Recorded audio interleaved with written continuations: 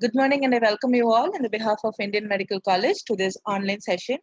So, dear viewers, in today's session, we have our energetic and enthusiastic speaker, a beloved Dr. Asitava, who is a professor and the head of the Department of Pathology from MJ Medical College with us. He is having a plenty of teaching and a practical experience behind him. And today, sir will be taking a class on the topic infective endocarditis. Good evening and I welcome you, sir. It's an immense pleasure to have with you here with us again. Hello, good evening. Good evening, So sir. today we will be discussing about endocarditis basically. And before we go on to specifically infective endocarditis, let us talk a little bit about endocarditis.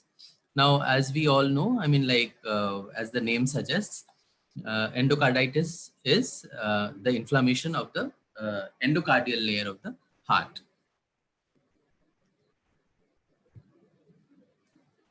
Now, how do we classify this endocarditis?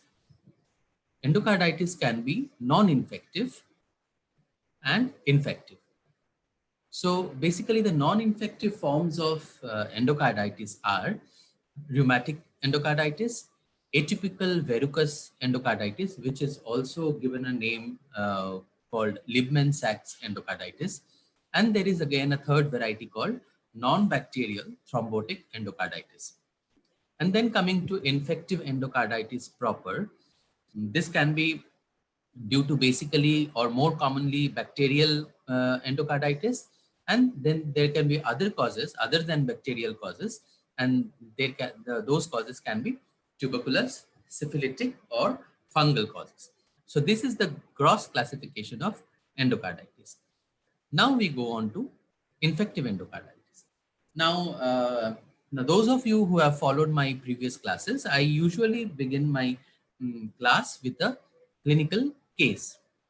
So let us look at a case before we go on to further discussion on infective endocarditis.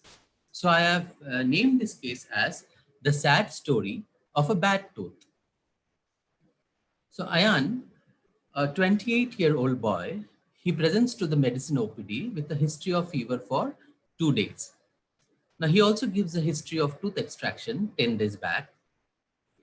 On examination, cardiac murmurs were heard.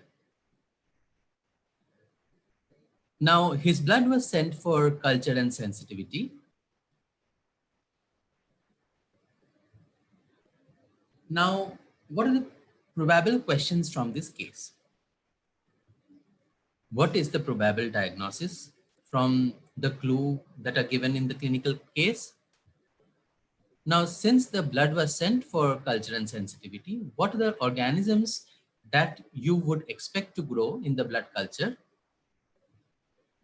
And since we heard cardiac murmurs on examination, so what are the expected cardiac changes in this condition? So these would be our learning objectives for the day. So the probable diagnosis, as we are discussing infective endocarditis, so obviously the probable diagnosis here is infective endocarditis.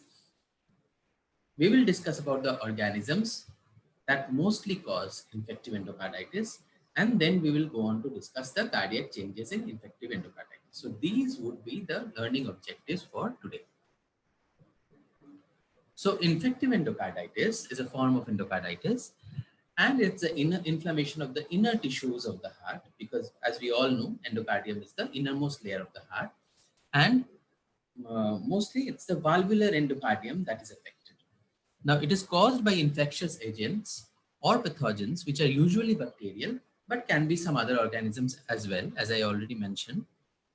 Now, if an organism attaches itself to the valve surface and sometimes forms a vegetation, the host's immune response is blunted. Now, what is a vegetation? We'll come to it again later in the subsequent slides.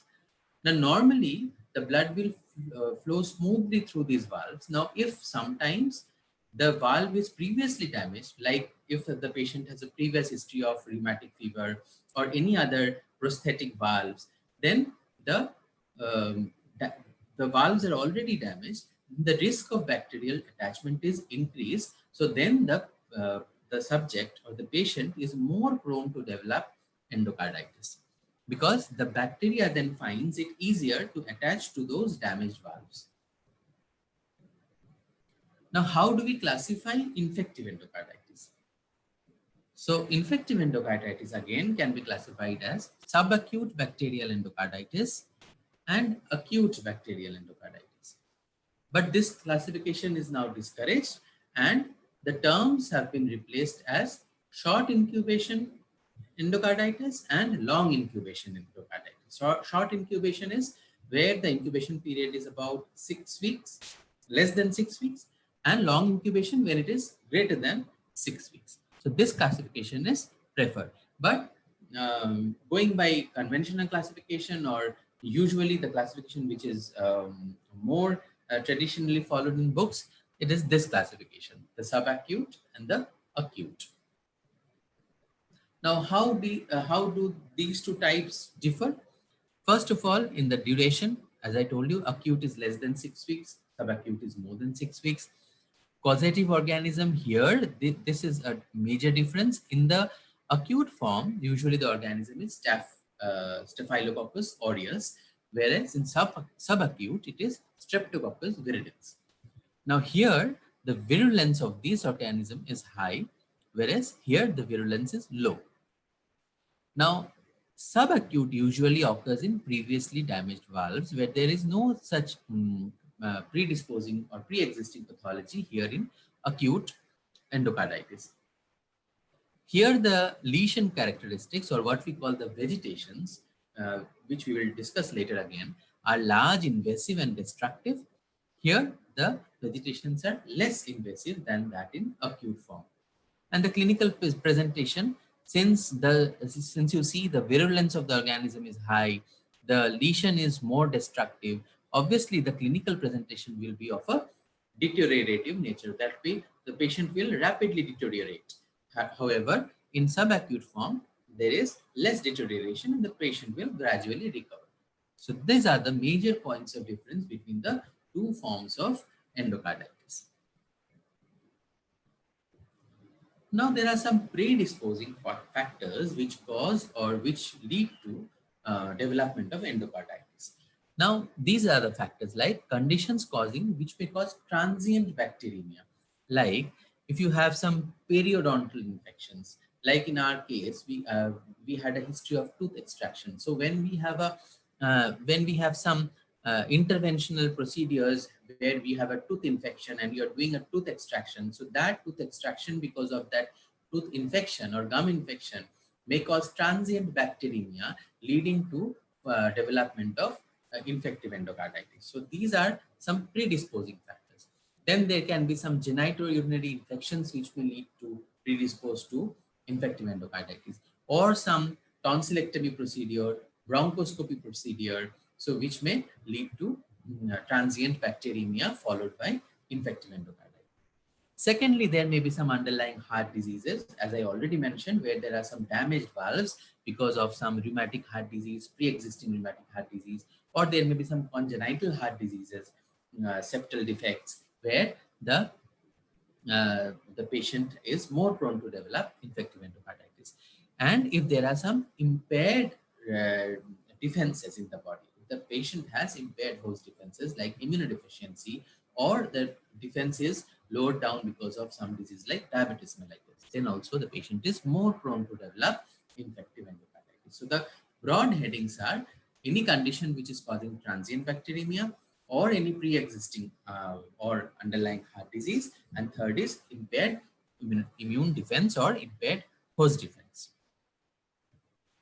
Coming to the causative organisms that may lead to or lead to the development of infective endocarditis. So the second question in the case was, what organisms do you expect to grow in the blood culture? So these are the organisms. The Staphylococcus aureus, as I already mentioned, in acute form of infective endocarditis, Staphylococcus aureus is the most common organism implicated. And see, in IV drug users, this is the most common organism that is implicated in, and overall, it is in 10 to 20% of the cases.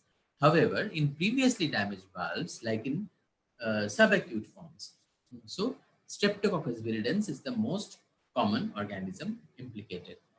However, if you have any, if the patient has artificial valves, prosthetic valves, then the most common organism is Staphylococcus epidermidis. Then there is a group of bacteria called Hayseck group of bacteria.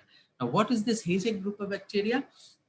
This group of bacteria comprises of Hemophilus, H for Hemophilus, A for Actinobacillus, C for Cardiobacterium, E for Echinella, and K for Kingella. So HACEK. So Hayseck group of bacteria is these five uh, bacteria. So these five bacteria comprise the Hayseck group of bacteria. These are also the organisms which are implicated in the formation of infective endocarditis. So when if you are asked a question on what are the most common organisms that are implicated in the causation or formation of infective endocarditis, so these are the most common organisms. Coming to the signs and symptoms of infective endocarditis. So the common mnemonic to remember the signs and symptoms of um, infective endocarditis is from Jane. Now, if you remember, like from Jane with love. So the love will signify heart, and you remember. So infective endocarditis affects the heart. So remember heart for love, and this from Jane. This will signify F for fever, R for Roth spots, O for Osler's nodes, M for murmur, J for Janeway lesions, A for anemia, N for nail hemorrhage, these are also called splinter hemorrhage, and E for embolism. So these are the common signs and symptoms that are encountered in a patient of infective endocarditis. So we will look at these for you all. These might be some new terms like Roth spots, Osler nodes. So what are these? We'll go to it one by one. So what are these Osler nodes? So look at this picture here. So this is an Osler node. What are these? These are painful, remember painful red raised lesions found on the hands and feet. So you see it's on the hand, and they're caused by immune complex deposition and named after William Osler. So these are painful red raised lesions found on the hands. And if you remember the subcutaneous nodules of rheumatic heart disease, those were painless, but these are painful. So this is the difference between Osler nodes and the subcutaneous nodules of rheumatic heart disease. What are Janeway lesions? Now, these are non-tender erythematous or hemorrhagic macules found on the palms and soles. Macules means they're not raised; they're at the level of the skin, on the surface of the skin, and red erythematous, reddish in color, small macules on the palms and soles of the patient, few millimeters in diameter. And basically, if you look at it pathologically, if you do a microscopic examination, you will see that they are nothing but micro abscesses. They are just small, very tiny abscesses. So these are nothing but Janeway lesions. So how do you, differentiate these two? So location-wise, Janeway lesions are present on soles, palms, thinner and hypothinner eminences.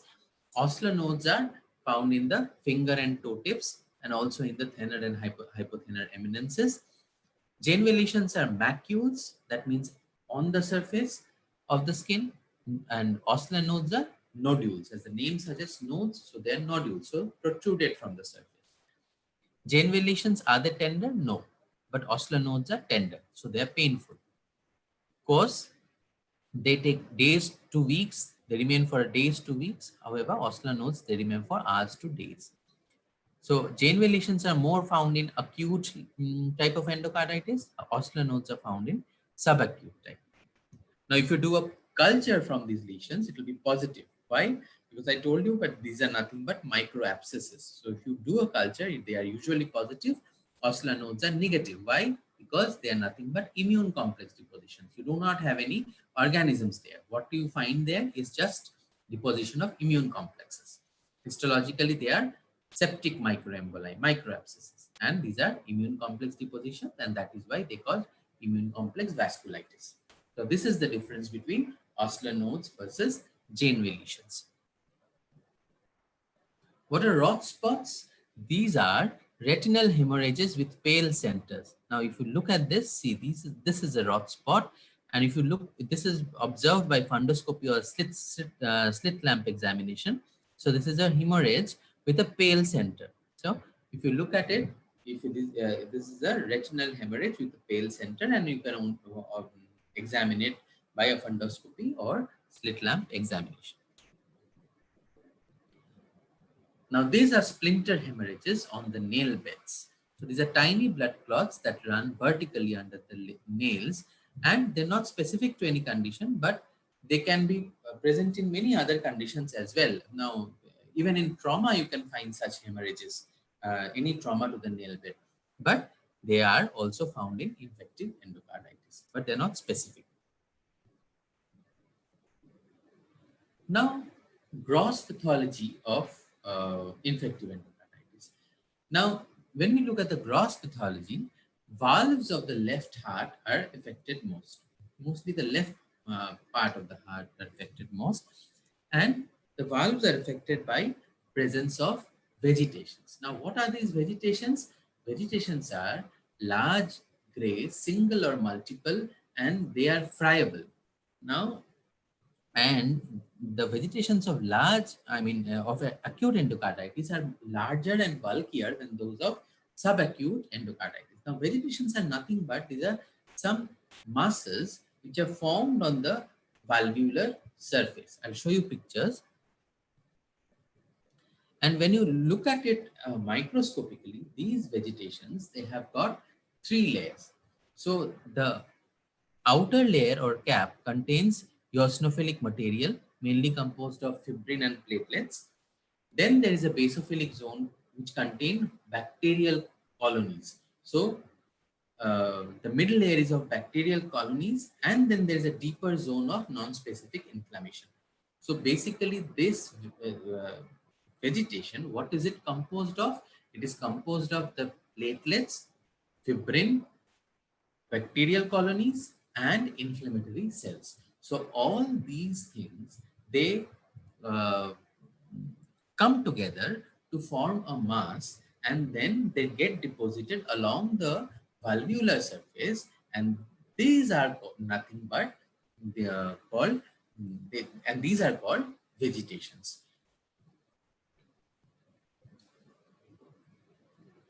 Now, how do you diagnose infective endocarditis? Now, there is a modified Duke's criteria. If you remember from your rheumatic heart disease, there was a modified Jones criteria. Here you have a modified Duke's criteria. Now, there is a major criteria again, then there's a minor criteria. In major criteria, you have to have 2 positive blood culture for infective endocarditis. So you have, if you send for blood culture, you have to have 2 positive blood culture, and then you have to have evidence of endocardial involvement. Okay, and how will you show that evidence of endocardial involvement? Usually by a echocardiography. Okay, and then there are a few minor criteria. So you have to have a evidence of predisposing valvular lesion. Then you have fever. Then you have embolic phenomena, vasculitic phenomena, microbiological evidence, and suggestive echocardiographic findings. Other suggestive echocardiographic findings. So these are minor criteria. So this is how a culture plate looks like when there is growth of bacterial colonies.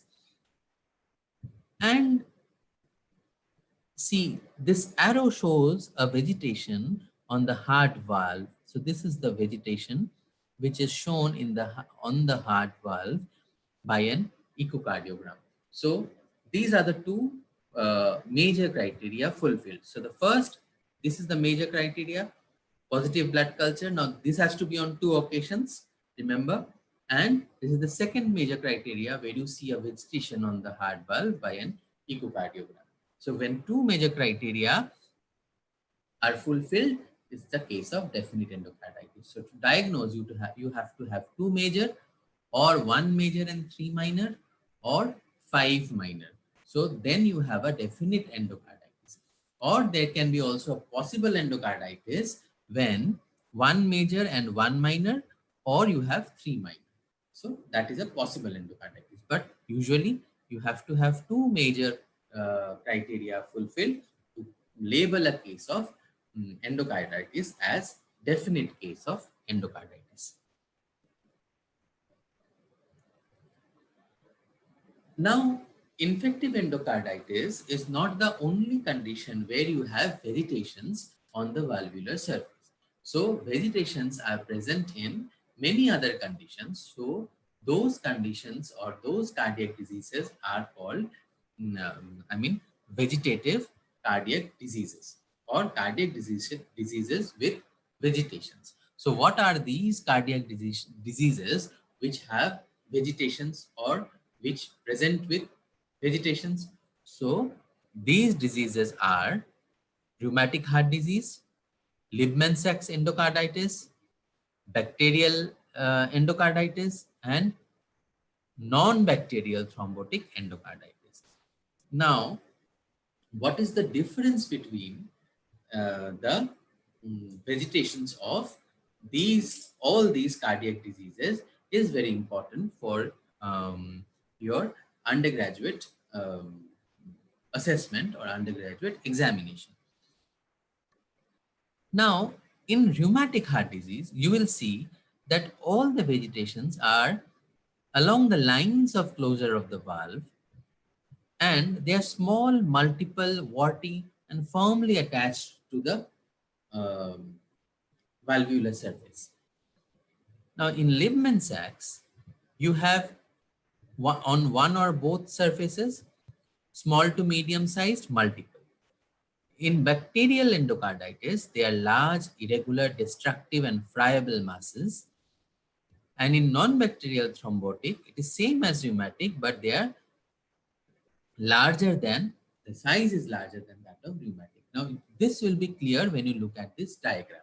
The diagram is from your Robbins textbook of pathology. Now, see, in rheumatic heart disease, the small warty vegetations along the line of closure of the valve on one side of the valve. Okay. Now, this is comparable to non-bacterial thrombotic endocarditis. Same, everything is same except for the size, right? This is also along the line of closure. This is also on one side of the valve, except the size is large. Okay? Now, in Liebman-Sachs, everything is same like rheumatic heart disease and non-bacterial thrombotic endocarditis. Now, the size may vary. It may be small, it may be large, but you see, it occupies both the surfaces of the valvular casks. So here in NBTE and in rheumatic heart disease, it was only on one side of the valve. Here you have on both surfaces of the valvular cusps. And in infective endocarditis, the scenario is absolutely different. It is large mass, which is large, friable, and destructive in nature. You see, it is destroying the underlying chorda tendini also. So it is a large, friable, destructive mass which is invading down and destroying the structures underneath. So this is how the four types of vegetations differ from each other.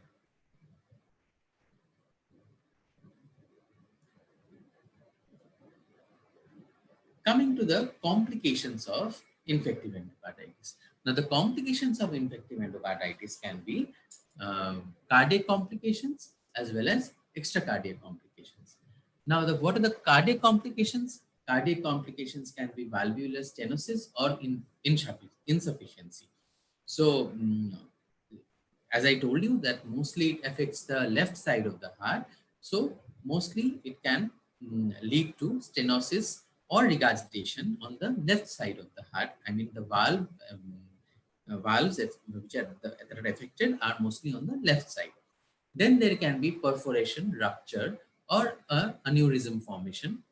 Then there can be abscesses in the valve ring extending to the myocardium, leading to myocardial abscesses. Okay. Then this abscess can lead, and further extend to the pericardium, leading to suppurative pericarditis, right?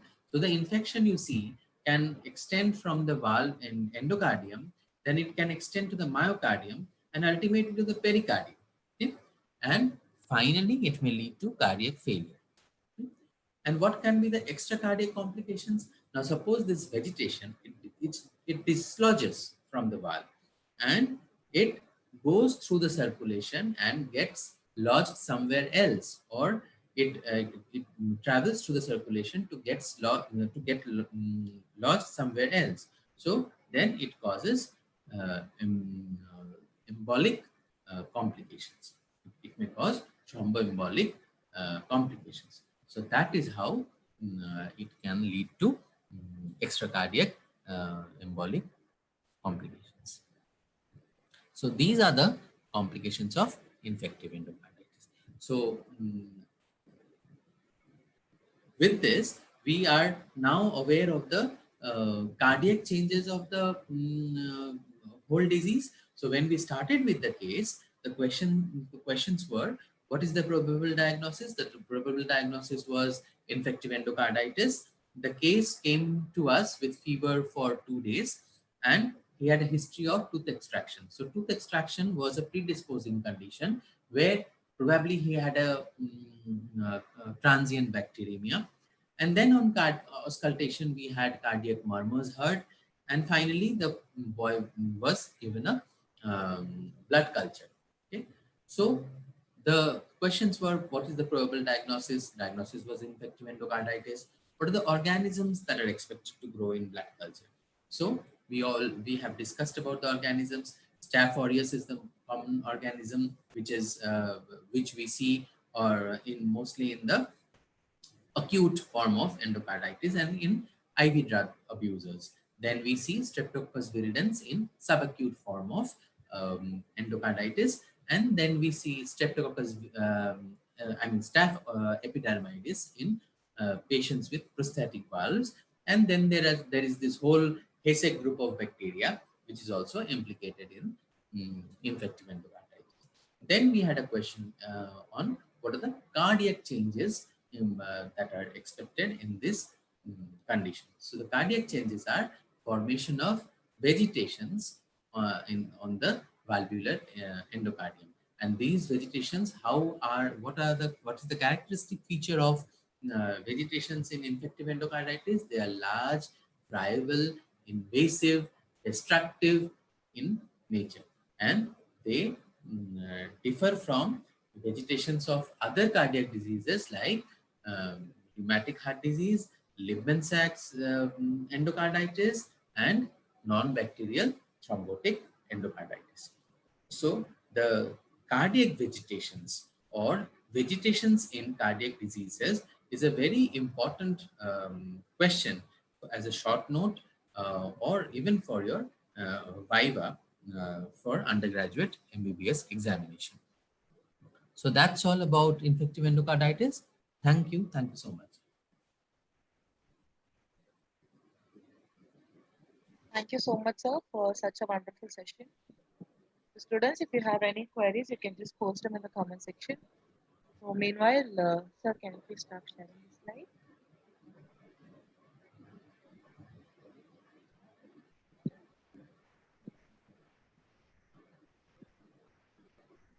Thanks a lot, sir. It was a wonderful session, and I hope our students and the viewers would have got benefited through your sessions.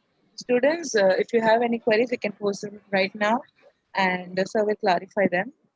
And also, please share our YouTube channel and our Facebook page. And you can also access the recorded videos and MCQs. Announcement for all the sessions will be made at our Facebook page. So this is regarding the tomorrow session, which is on the topic acute myocardial infarction, being taken by Dr. Devendra Sachdev at 6:30 p.m. So this will be a premiere video. So stay tuned for the session.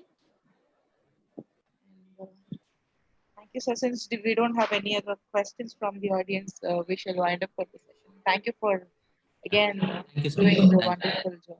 Thank you.